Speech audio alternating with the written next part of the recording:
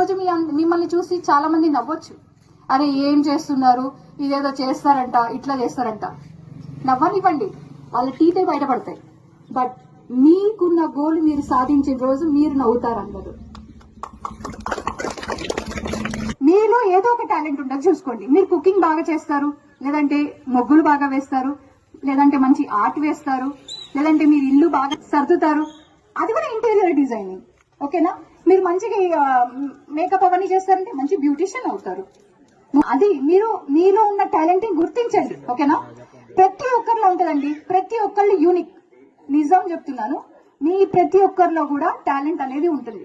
ఎంతో స్ట్రెస్ ఉండొచ్చు మన ఫ్యామిలీస్ లో, సొసైటీ నుంచి కూడా స్ట్రెస్ ఉంటుంది.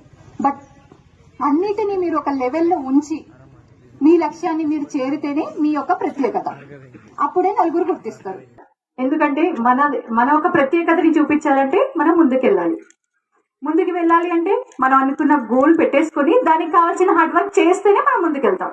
లేదంటే మనం అనుకుంటే చేయలేం. అడిగితే అమ్మాయిని అన్నం పెట్టదు కదా, అవునా? మీకు కావాల్సిన హార్డ్ వర్క్ చేయండి, కంపల్సరీగా వన్ డే మీరు మీ లక్ష్యాన్ని చేరుకుంటారు. సో అందరు జాగ్రత్తగా ఉండండి, హెల్తీగా ఉండండి.